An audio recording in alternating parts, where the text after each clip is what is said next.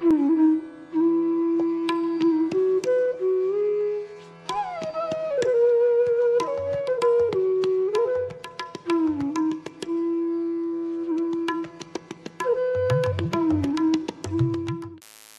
आज येत ऐसे कीजे, तरी कवणाची या मणी उरिजे, सांगे मुख केवी पाहिजे तुझे कृष्ण.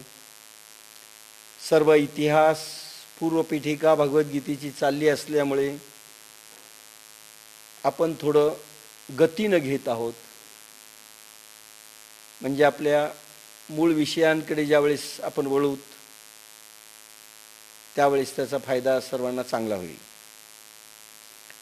जरी आज येत ऐसे कीजे, जर आज आम्ही येथे असे गोत्र की स्वजनवधाचे अयोग्य काम जर केले तर द्रोणाच्या मनात आमच्याविषयी आदर उरेल. आणि मग हे श्रीकृष्णा सांग, आम्ही तुझे मुख कसे पाहावे. अर्जुन एक एक अशा काही युक्त्या प्रयुक्त्या सांगून कृष्णाला विषय पटवून द्यायला की मी युद्ध का करणार नाही आणि का युद्ध करावं. ह्या ओवीत अर्जुन सांगतोय, भगवंता असं अयोग्य काम गुरुजनांच्या वधाचं जर मी केलं, नातेवाईकांच्या वधाचं केलं, तर शिष्याविषयीचा जो आदर गुरुला राहायला पाहिजे, गुरुजवळ असायला पाहिजे, तो कसा राहील भगवंता सांग. आणि ज्यावेळेस गुरूंच्या जवळ आपला आदर राहणार नाही, जगामध्ये आपला आदर राहणार नाही, तर भगवंता आम्ही तुम्हाला कसं तोंड दाखवावं. म्हणजे भगवंत त्याच वेळेस तोंड पाहतो की ज्या वेळेस तुम्ही धर्मशास्त्राच्या नियमाने चाललेला आहात. 36वा श्लोक. निहत्य धातुराष्ट्रानः का प्रीतिः शार्जनार्दन, पापमेवाश्रयेदस्मान् अन्नत्वेतानात तायिनः. हे वासुदेवा, कौरवांना मारून आमची कोणती प्रीती होणार. या अत्याचारी पाप्यांना मारून आम्हाला पापच लागेल. समगीत बाप्पासाहेबांचं या 36व्या श्लोकावर. कौरवांना मारू जरी प्रिय कायामुचे, तरी जरी ते अत्याचारी झाले त्यांचे नाशे पाप आले. जरी वध करी गोत्रजांचा, तरी वसोटा होवणी दोषाचा, मज जोडीला असी तू हातीचा दूर होशी. जर मी गोत्रजांचा वध करील, नातेवाईक, गोत्रज म्हणजे माझ्या गोत्रातली मंडळी, माझे नातेवाईक मंडळी, यांचा जर मी वध केला तर सर्व दोषांचे मी वस्तिस्थान होईल. सर्व दोष मला येऊन लागतील. आणि मग मला जी तुझी जोड लाभली आहे तो तू माझ्या हातचा जाशील.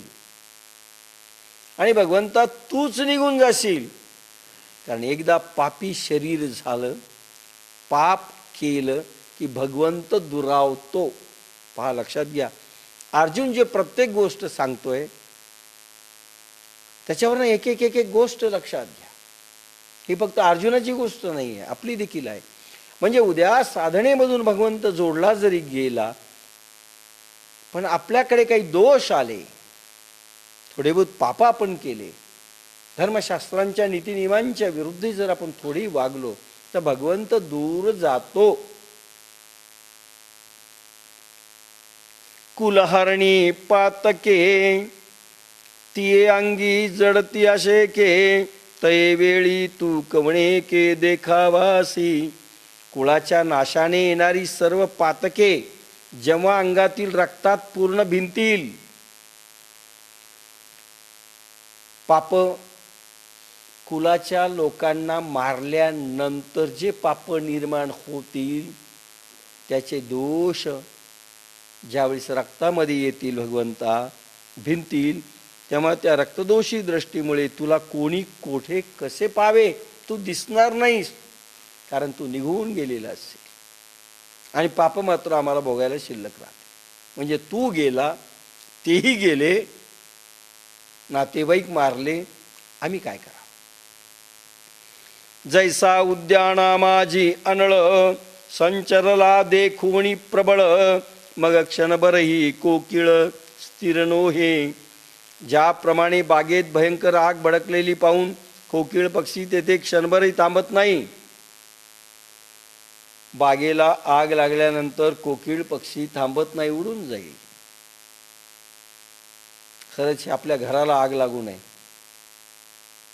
घराला आग लागली ना, सगळे नातेवाईक पळून जातात.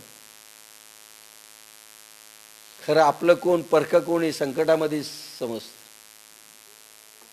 कोकिळही निघून जाते आम्रवनामध्ये जर आग लागली तर.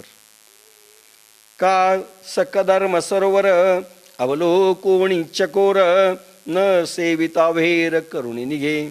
किंवा चिखलाने भरलेले सरोवर पाहून चकोर पक्षी तेथे राहत नाही, तर त्याचा त्याग करून निघून जातो.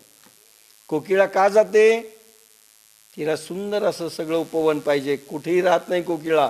तसं भगवंत तू कुठे राहशील? तू कोकिळा आहेस. माझ्या घराला असं पापाची आग लागली, भिनलं ते पाप, दोष भिनले, तू कोकिळा जशी निघून जाते तसा तूही निघून जाशील. किंवा चिखलाने भरलेला सरोवर पाहिल्यानंतर चकोर पक्षी तिथे कसा थांबे? तोही थांबणार नाही.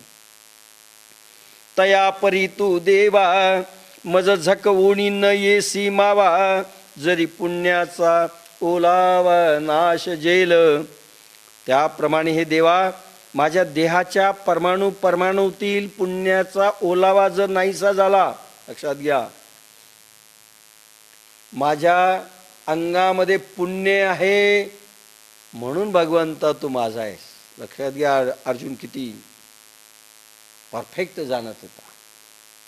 पुण्याच्या जोरावर आज तू माझ्या बरोबर आणि रात्रंदिवस तू माझा सहचर्य आहेस.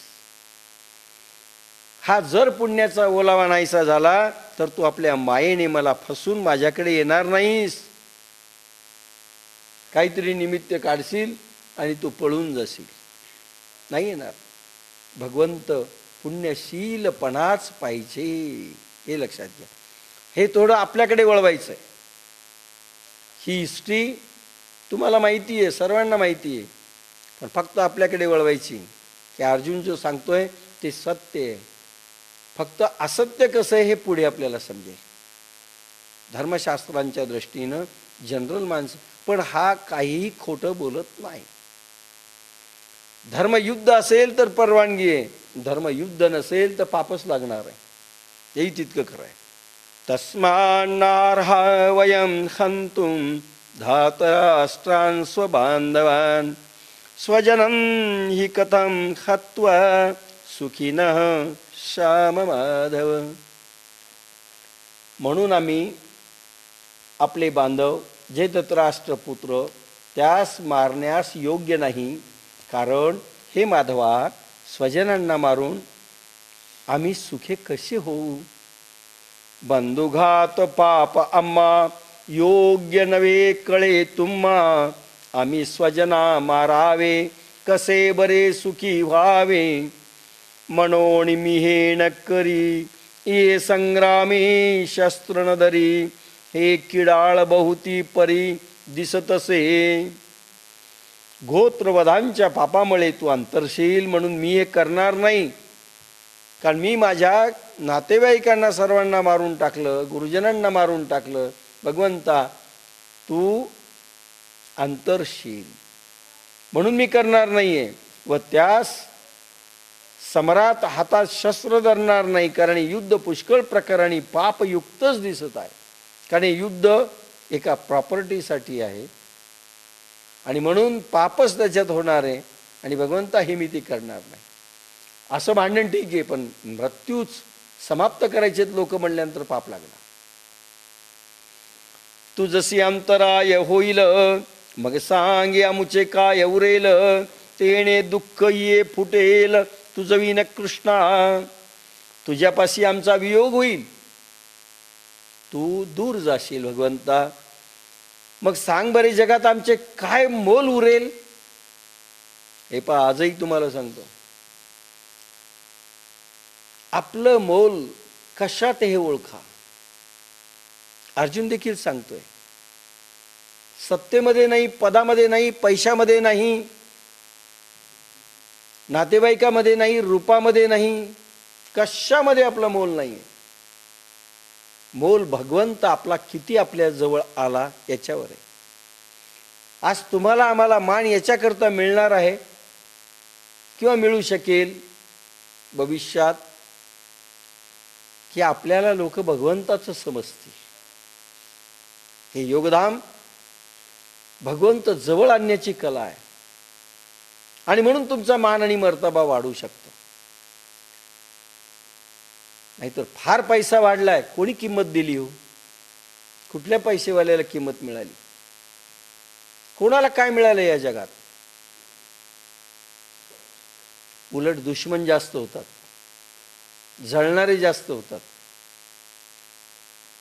अध्यात्म आणि भगवान जवळाला एकच गोष्ट अशी आहे की ज्या गोष्टीमुळे मान, सन्मान, कीर्ती सगळं काही आपोआप मिळू लागतं, आपोआप मिळू लागतं. तुझ्यापाशी आमचा वियोग होईल तर मग सांग बरे आमचे काय मोल उरेल, काय किंमत उरेल? भगवंत निघून गेल्यावर काय? आणि आज आपणही एखाद्या वेळेस जर असे वागलो तर की भगवंत नकोय आम्हाला, आम्हाला फक्त पैसा पाहिजे, कवडीच्या भावात आम्ही योग शक्ती जर विकली आणि तिचा दुरुपयोग केला तर भगवंत तर राहणार नाही, आपणही संपू. म्हणून अर्जुनाचे बोल मी त्या ढंगाने सांगायलो तुम्हाला. सांग बरे जगात आमचे काय मोल उरेल? हे कृष्णा, तुझ्या वाचून त्या वियोग दुःखाने आमचे हृदय फुटेल. उलट आम्ही हाय धाय मोकलून रडूत आणि हृदय आमचं फाटून जाईल. भगवंता, तुझ्याशिवाय आम्ही नाही जगू शकणार रे, आणि तूच राहणार नाही. काय करायची आम्हाला ती सत्ता, ती संपत्ती?